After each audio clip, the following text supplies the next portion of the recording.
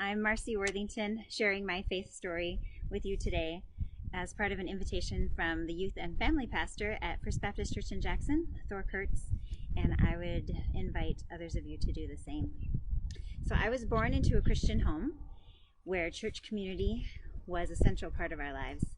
I have fond memories of the adults that helped teach Sunday school, Vacation Bible School, quizzing, were part of Christmas music programs, and all the other church celebrations we would have, potlucks, and I grew up having Sunday morning and Sunday evening church, and sometimes afterwards we'd have what we called snurch, snacks after church. So those times, spending time with people at church built that community and family as a body of believers.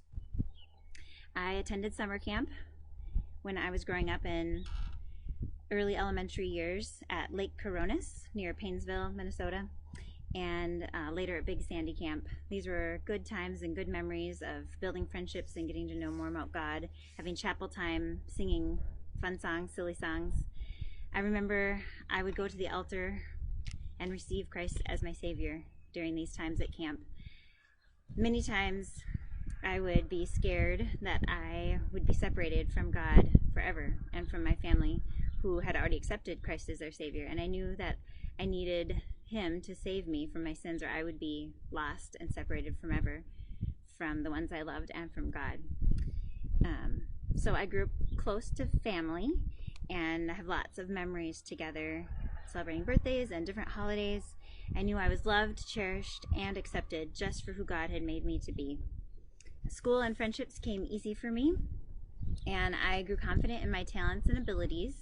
I was pretty self-focused and relied on church lessons, youth group times, and retreats and camps for spiritual growth.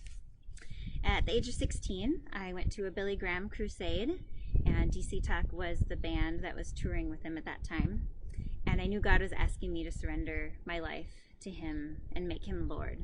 Not just salvation, which I'd already done as a child, but to realize that I was not in control and that He was asking for me to step aside and let Him be Lord and King in my life.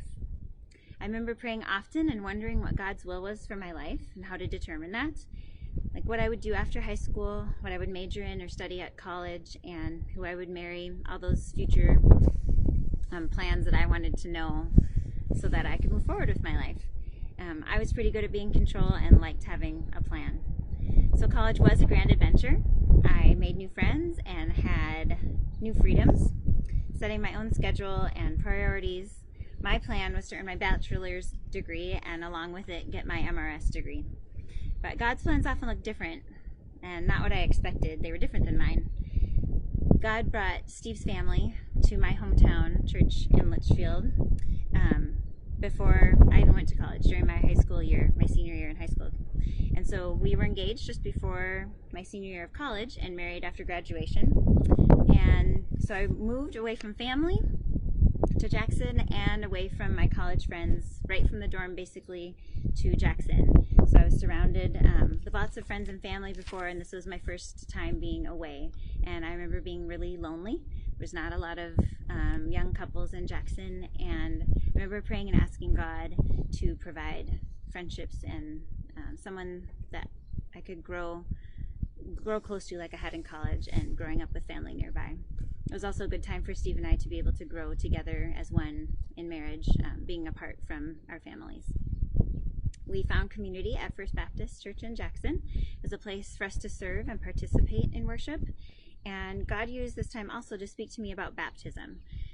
I was baptized in 2003, in August of 2003, and the pastor who had been leading the kids camp when I had been prayed for salvation was also the pastor leading this baptism service in 2003.